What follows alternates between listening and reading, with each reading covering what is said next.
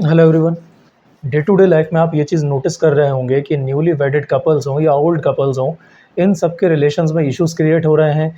वो इश्यूज़ कई रीज़न से हो सकते हैं और इसके चलते एफआईआर्स भी हो रही हैं। हस्बैंड वाइफ के बीच में मेंटेनेंस, डिवोर्स और डोमेस्टिक वायलेंस को लेकर केसेस फाइल होते जा रहे हैं, जो डेली हमें देखने को मिल रहे हैं। ऐसा ही एक मामला डीवी एक्ट का, यानी कि domestic violence act, protection of women from domestic violence act 2005 के तहत फाइल हुआ था।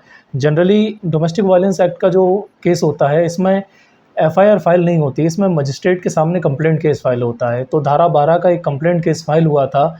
ऐसा ही एक मामला मध्य प्रदेश में एक व्यक्ति और उसके परिवार के लोगों पर उसकी पत्नी द्वारा किया गया था, धारा 12 ऑफ द डीवी एक्ट के तहत, जिसमें मजिस्ट्रेट के सामने कंप्लेंट पेश की गई थी। जनरली डीवी एक्ट का जो मामला होता है, इस मामले में एफआईआर नहीं होती है, डायरेक्टली मजिस्ट्रेट को कंप्लेंट पेश करनी होती है। वाइफ या उसके किसी भी रिलेटिव के थ्रू कंप्लेंट पेश की जाती है। तो धारा 12 की कंप्लेंट पेश की गई थी, जिसमें हस्बैंड ने का ये कहना था कि ये जो कंप्लेंट फ़ाइल की गई है मजिस्ट्रेट के समक्ष, उसके अगेंस्ट और उसके फादर वगैरह के अगेंस्ट, ये टोटली मिसयूज़ ऑफ लॉ है, ये टोटली इल्लीगल कंप्लेंट है। उसके द्वारा किसी भी तरीके से उसकी वाइफ को अरेस्ट नहीं किया गया था और इसके अगेंस्ट वो क्वेश्चन के लिए, यानी कि 482 of the CrPC and 528 of the BNSS, भारतीय नागरिक सुरक्षा संहिता के तहत वो हाई कोर्ट को अप्रोच करता है, मध्य प्रदेश हाई कोर्ट को, ये कहते हुए कि ये मिसयूज़ ऑफ लॉ है, इलीगलिटी है और क्लियरली गलत तरीके से उसकी वाइफ द्वारा उसके अगेंस्ट एप्लीकेशन फाइल की गई है, तो इसे क्वेश किया जाए। हाई कोर्ट ने उसकी जो 482 की एप्लीकेशन थी, उसे ये कहते हुए रिजेक्ट कर दिया या डिसमिस कर दिया कि जो डीवी एक्ट का मामला है वो सिविल नेचर का है, इसलिए 482 ये क्रिमिनल प्रोसीडिंग्स में आती है।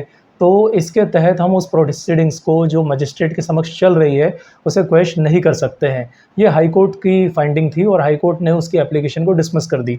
Against the order of the Madhya Pradesh high court, जो अपील करता था, उसने सुप्रीम कोर्ट का अप्रोच किया। यहाँ पर सुप्रीम कोर्ट ने जब इस चीज़ को देखा तो सुप्रीम कोर्ट ने ये पाया कि जो डीवी एक्ट है, जिसमें मजिस्ट्रेट के समक्ष कंप्लेंट पेश होती है, वो not civil nature but it is of criminal nature, वो क्रिमिनल नेचर का है और इसका jurisdiction 482 of the CrPC and 528 of the Bharatiya Nagarik सुरक्षा संहिता के अंडर आता है।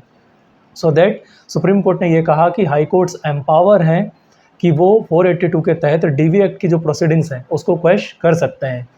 सुप्रीम कोर्ट ने साथ में ये भी कहा कि इसमें हाई कोर्ट्स को ये ज़रूर देखना होगा कि यहाँ पर मिसयूज़ ऑफ लॉ हो, ग्रॉस इलीगलिटी हो। इसी कंडीशन पे हाई कोर्ट अपने इस पावर को यूज़ करें और 482 और 528 ऑफ द बीएनएसएस के तहत क्वेश्चन की प्रोसीडिंग्स करें। High courts are empowers to quash the proceedings before the magistrate under section 482 of the CrPC, यानी कि क्वेश किया जा सकता है अगर डीवी एक्ट की प्रोसीडिंग्स मजिस्ट्रेट के समक्ष पेश कर दी गई हो तो। बट यहाँ पर सुप्रीम कोर्ट ने ये कहा कि ये हाई कोर्ट को ज़रूर देखना होगा कि ये मिसयूज़ हो या किसी भी तरीके से इल्लीगल कंप्लेंट फाइल की गई हो। अगर यहाँ पर ये दोनों ग्राउंड नहीं बनते हैं तो कंप्लेंट को क्वेश ना किया जाए, फर्दर प्रोसीडिंग्स को इनिशिएट होने दिया जाए।